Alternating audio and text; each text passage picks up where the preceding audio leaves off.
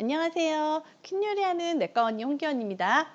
오늘은 갑상선 질환에 대해서 얘기를 한번 같이 나눠보려고 하는데요. 갑상선 질환이 주변에 사실 상당히 많아요. 저도 사실 갑상선 질환자이기도 하고, 그래서 갑상선 질환에 대해서 주변에 물어볼 일들이 많은 것 같아요. 내가 걸릴 가능성도 높고, 특히나 남성분들보다 여성분들은 좀 높답니다. 그래서 남자보다 여성에게서 한 4~5배 이상 갑상선 질환의 유병률이 높다라고 돼 있어요. 그래서 그러니까 그런 거 정보 알고 계시면 좋을 것 같고, 저도 주변에 있는 분들이 이제 제가 이제 아무래도 의사다 보니까 이것저것 질문하시는 중에 하나서 제 주변에 갑상선 질환이 있어요. 갑상선이 있어요? 라는 표현 많이 쓰시죠. 근데 그분한테 어떤 질환이냐고 그러면은 잘은 모르시면서 그냥 갑상선이 안 좋다던데? 이렇게 표현을 많이 쓰시기 때문에 우리가 조금 정보를 알고 있으면 누군가한테 도움이 되는 역할도 좀 많이 할 수가 있기 때문에 한번 대략적인 그런 갑상선에 대한 정보를 알고 계시면 좋을 것 같고요.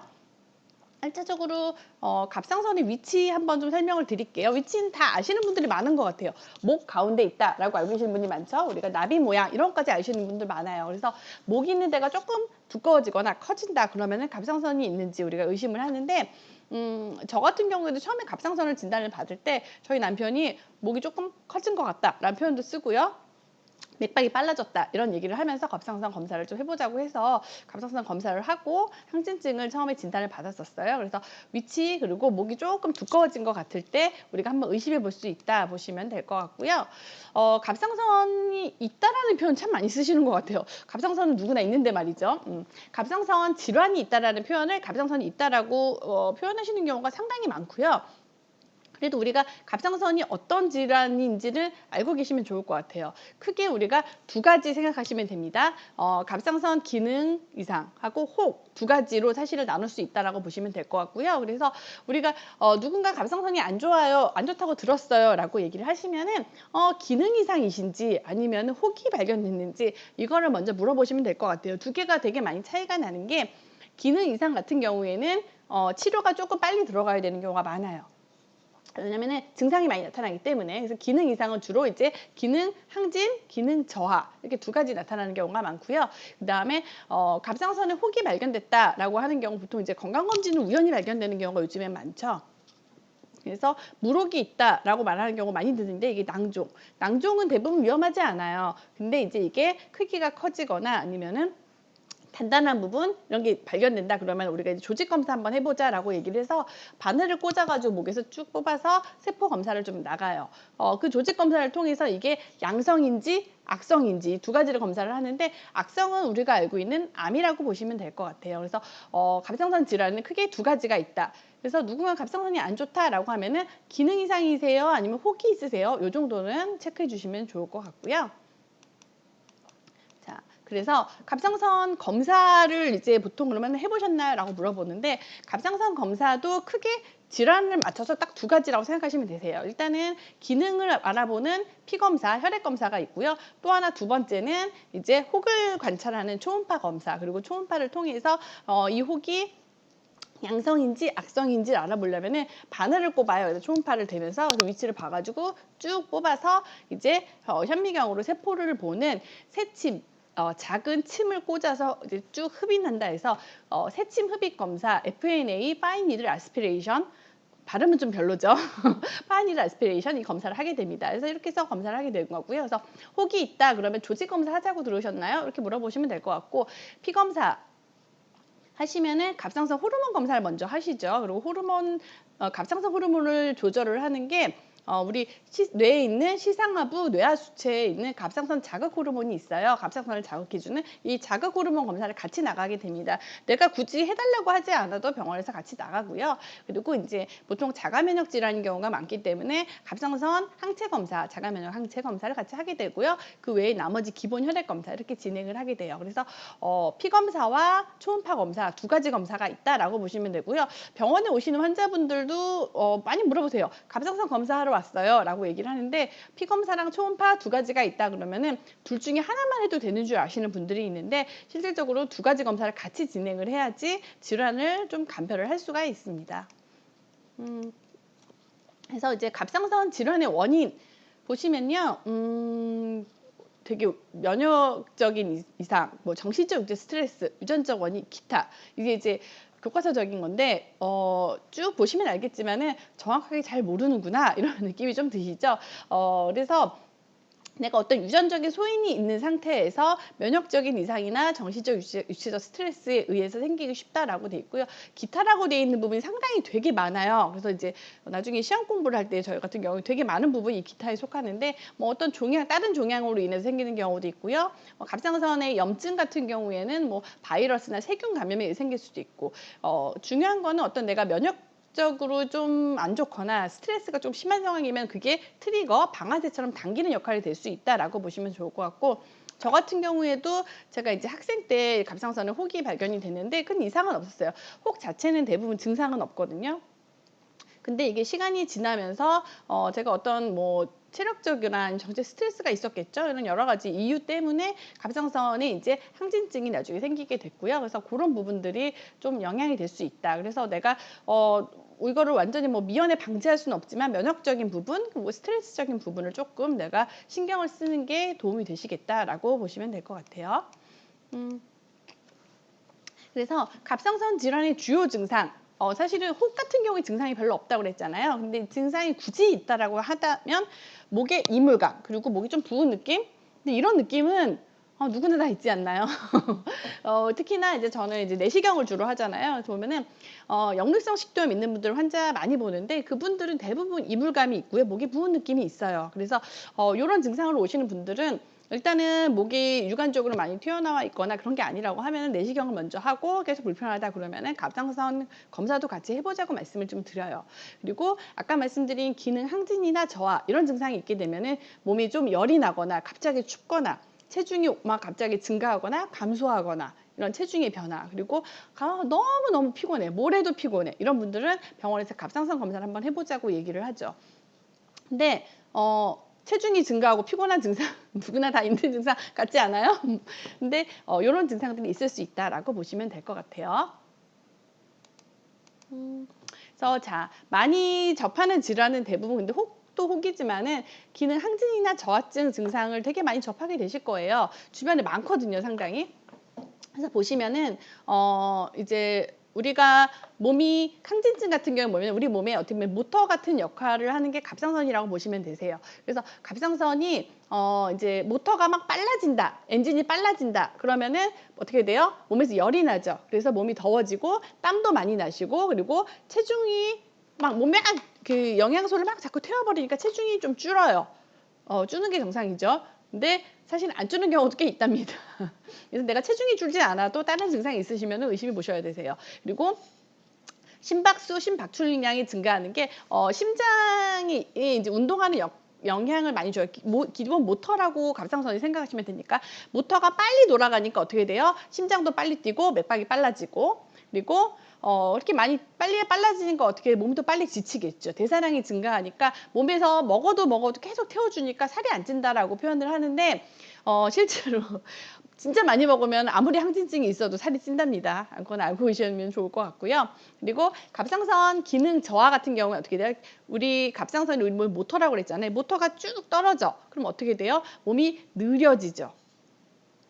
피곤하고 그리고 추위를 많이 타요. 몸에서 막 열을 못 내니까 춥죠. 어떻게 해도 춥죠. 막 옷을 두껍게 입으시고 그리고 체중이 증가하죠. 내가 먹어도 태우지를 못해 그럼 계속 쌓이게 되죠. 그러니까 체중이 증가한다라고 보시고 그리고 느리게 움직이니까 심장도 천천히 심박수 맥박도 느려지고 심박출량도 감소하고 몸이 좀 숨차고 힘들어지겠죠. 그리고 대사량이 감소한다 이렇게 표현을 돼요. 그래서 기능 항진은 어떻게 돼요? 기능이 쭉 올라가 있죠? 올라가 있기 때문에 어떻게 돼요? 모터가 올라갔으니까 많이 태우고 막 자꾸 이제 열을 내는 쪽. 그리고 기능 저하는 어떻게 돼요? 모터가 느리게 돌아가니까 내 몸이 그냥 느려요. 느리고 힘들고 체중도 늘고. 치료는 항진증은 1차적인 치료는 약물 치료를 먼저 들어가는데요. 약물 치료를 하다가 이게 조금 오래되다 보면은 결국 수술이나 방사선 요오드라고 먹는 게 있어요. 먹어서 갑상선 수술하는 것처럼 이제 기능을 좀 떨어뜨리는 그런 치료를 이제 진행을 하게 되는데 요거는 이제 진료를 보시는 의사 선생님과 상담을 통해서 진행을 할 수가 있고요. 그다음에 갑상선 기능 저하 같은 경우에는 치료가 한 가지입니다. 갑상선 호르몬제를 드시면서 수치가 정상화되면은 약을 조금 이렇게 줄이거나 뭐 이렇게 조절하실 수 있지만 대부분 갑상선 기능 항진이 자가 면역 질환이나 면역학적인 경우에는 최종적으로는 저하로 가는 경우가 많아요. 그래서 최종적으로는 나이가 드신 분들, 갑상선 질환 있으신 분들은 주로 갑상선 호르몬제, 갑상선 저하증 치료를 받게 되고 저도 지금은 갑상선 기능 저하증으로 호르몬제를 복용을 하고 있습니다. 근데 복용을 하면서도 관리는 좀 필요하세요. 저는 그러더라고요. 음. 자, 그래서 이제 쉽게 말하자면은 왼쪽은 어떻게 돼요? 지금 갑상선 기능 저하증이라고 돼 있죠. 그리고 오른쪽에 지금 갑상선 기능 항진증이 있죠. 갑상선 기능 저하 어때요? 추워요. 몸이 딱 얼어붙어 있죠. 열이 안 난다고 보면 될 것 같고 대사가 안 되기 때문에. 그리고 갑상선 기능 항진은 어떻게 돼요? 막 열이 많이 나죠. 네, 그래서 이렇게 활활 불타오르고 있어요. 그래서 항진과 저하가 이런 차이가 있다라는 대략적인 그림 보시면 좋을 것 같고요. 자, 저하증이 사실 많다고 그랬잖아요. 결론적으로는 저하증이 많거든요. 나중에 갈수록. 근데 희한한 건 뭐냐면 이 증상들이 누구나 있는 증상 같지 않아요. 피곤하고 살찌고 무기력하고 그쵸? 이런 증상들이 누구나 있는 것 같지만 사실은 저하증에서 되게 뚜렷하게 나타나는 게 실질적으로 갑상선 기능 항진이나 저하나 둘 다 피곤함 되게 많이 느끼거든요. 근데 정말 몸이 쫙 뻗어가지고요. 아무것도 할 수 없을 정도로 힘들더라고요. 저도 교과서적으로는 그냥 뭐 피곤하다 뭐 이런 정서 막 들었는데 진짜 많이 피곤했고 되게 힘들었었어요. 근데 조절을 하시면은 이거는 이제 내가 일상생활 가능을 하시는데 약만으로는 솔직히 조금 건강을 되찾기가 쉽지는 않더라고요. 자, 그래서 갑상선의 역할 한번 다시 한번 제가 정의를 이제 뭐냐 정리를 해보자면은 일단은 체온 조절. 그래서 아까 말씀드린 것처럼 갑상선 기능 항진일 때는 어떻게 돼요? 막 몸에서 열이 나죠. 덥다고 그래 막 옷 벗고 다니고 여름에 반팔 입고 겨울에 반팔 입고 다니고 막 이런 분들. 그리고 이제 갑상선 기능 저하. 입어도 춥대요.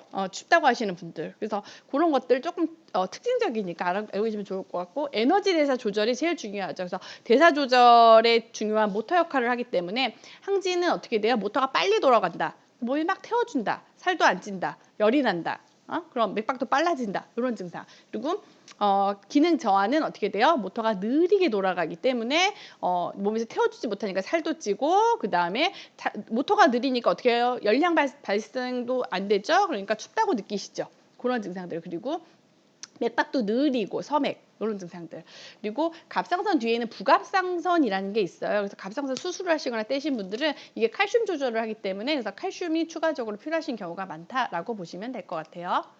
그래서 갑상선 호르몬 티록신이라고 부르는데 이것의 역할은 뭐냐면 갑상선을 만들어낸다고 그랬잖아요. 아까 말하는 갑상선의 기능이 사실 이 티록신의 역할이에요. 그래서 신진대사, 몸의 대사를 촉진하고 체온 유지, 심장 박동을 조절해주고 빠르게 할지 느리게 할지 세포를 성장시키고 그다음에 소화 조절이라는 건 소화기관 운동을 조절해 주는 거죠. 그래서 항진이 되면 어떻게 해요? 막 운동기관도 빨리 움직이고 소화기관도 저하가 되면 어떻게 해요? 운동기관도 연동운동 이런 게 되게 느려지고 그런 부분이 올 수가 있어요. 그래서 너무 빨라도 안 좋고 느려도 안 좋고 둘 다 안 좋기 때문에 이제 요거는 치료를 통해서 정상으로 조절을 해줘야 된다라고 돼 있고요.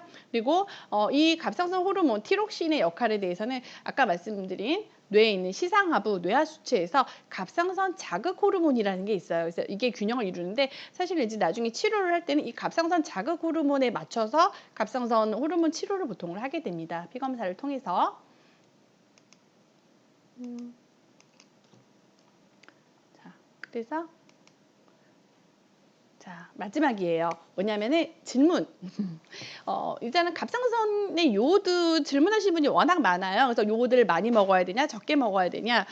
근데 사실은 이제 음식이라든지 이런 걸 너무 과도하게 요오드를 챙겨 먹는 거거나 너무 요오드를 제한한다라거나 이거는 좋지 않아요. 그래서 음식에서 섭취할 수 있는 일반적인 정도는 그냥 드시되 여기서 특별히 요오드를 많이 드시거나 너무 적게 드시거나 굳이 그러실 필요는 없다라고 표현을 해요.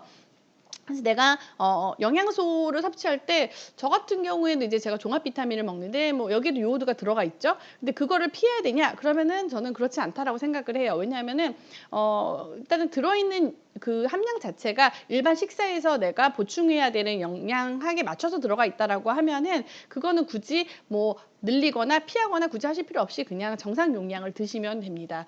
그래서 이제 요오드를 일반 음식이나 아니면은 보충제를 굳이 요오드를 많이 넣거나 요오드를 굳이 빼거나 이렇게 드실 필요는 없다라고 생각이 들고요. 그리고 음주, 흡연, 커피와 기능 항진증. 뭐냐면은 기능 항진은 아까 어떻다고 그랬어요? 처음에 치료받기 전에는 맥박도 빠르고 막 항진이 돼 있잖아요. 술 마시고 담배 피고 커피 많이 드시면 어떻게 돼요? 맥박 빨라지고 힘들어지죠. 그러니까 치료받기 전에는 특히나 많이 자제하시는 게 좋고요. 사실 음주랑 흡연은 이제 그 의학적으로 얘기할 때는 되게 그 2대 발암물질이죠. 그래서 어느 상황에서 별로 좋지 않다고 얘기하지만 술은 적당히 드시는 게 좋습니다.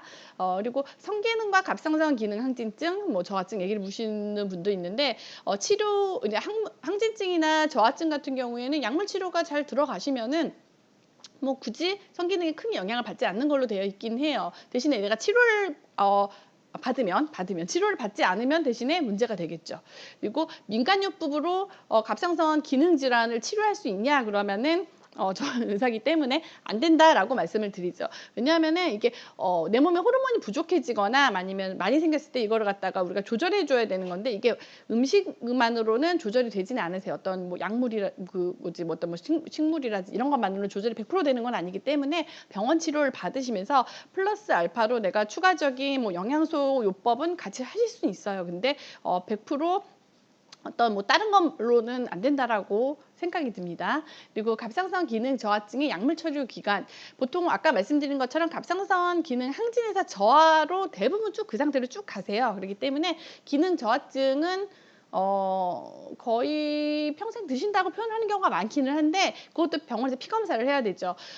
뒤에 지금 써놓긴 했지만은 검사 간격이 얼마 만에 하나요? 라고 근데 처음에 약물 치료를 하실 때는 한 달 만에도 하고 2달 만에도 하고 이렇게 간격 맞춰서 하세요. 근데 이 상태가 되게 오래 조금 지속이 되신 분들은 그냥 6개월에 한 번씩 아니면 뭐 짧게 3개월에 한 번씩 하는 데도 있고 3개월, 6개월, 1년에 한 번 최소한 1년에 한 번 정도는 검사를 하시면서 보통 보는데 쭉 보다가 대부분은 큰 변화가 없는데 수치가 만약에 정상화된다라고 하면은 뭐 약을 줄일 수는 있겠죠. 근데 대부분은 그냥 내 몸에서 만들어지는 호르몬을 대신 보충한다라고 생각을 하시고 드신다고 보시면 될 것 같고요.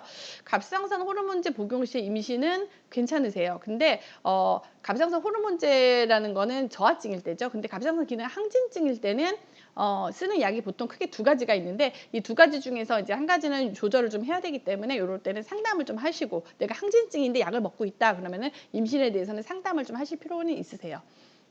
약을 복용하면 증상이 사라지나요? 라고 얘기를 하시는 분이 있는데 원칙적으로는 사라지는 걸로 돼 있어요. 근데 제가 또 유질환자잖아요. 네, 약을 먹는다고 100% 증상이 정상인처럼 돌아오지는 않더라고요. 기초대사가 어느 정도는 돌아오기는 하는데 그게 100%는 아니라서 내가 어느 보조적인 거를 조금 도움을 받으시면 좋은 것 같아요. 저 같은 경우에도 뭐 종합 비타민이라든지 아니면은 단백질이라든지 요런 부분들 이런 것들을 조금 제가 보충을 하면서 제 어떻게 보면 기초 대사에 대한 부분을 조금 맞춰서 나갔거든요. 그래서 이런 부분을 조금 챙겨 주시면 좋겠다라는 생각이 좀 드네요.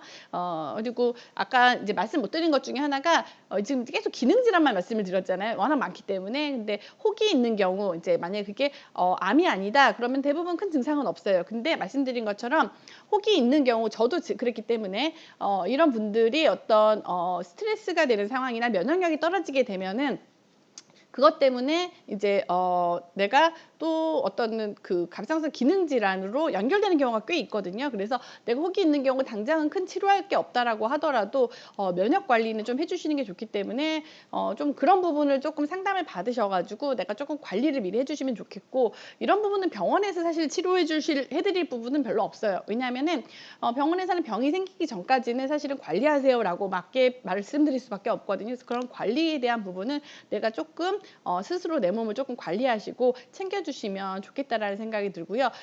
또 하나는 암 같은 경우에도 보면은 갑상선암은 순하다는데요 라는 분들이 있지만 갑상선암도 암 나름인 것 같아요. 조직 검사 결과에 따라서 담당 선생님과 함께 상담을 하셔서 암 중에서도 조금 갑상선암 중에서도 조금 예후가 안 좋은 거는 빨리 수술하시고 치료하셔야 되거든요. 그래서 그런 부분을 조금 상담을 받으시면 좋을 것 같아요. 그래서 오늘은 제가 준비한 내용은 여기까지고요. 갑상선 질환에 대해서 내가 조금 알고 계시면은 누군가에게 이런 정보를 드리는 게 되게 도움이 되실 것 같고, 누군가 또 갑상선 질환이 있다라고 하면은 그분이 어떤 갑상선 질환인지, 어떤 검사까지 받으셨는지 이런 걸 알고 계시면 그 이후로 어떻게 진행이 되니까 어떻게 관리하세요라고, 이거는 이제 병원에서 못 해주시는 부분을 나 스스로 관리할 수가 있기 때문에 이렇게 참고하시면 좋을 것 같아요. 음.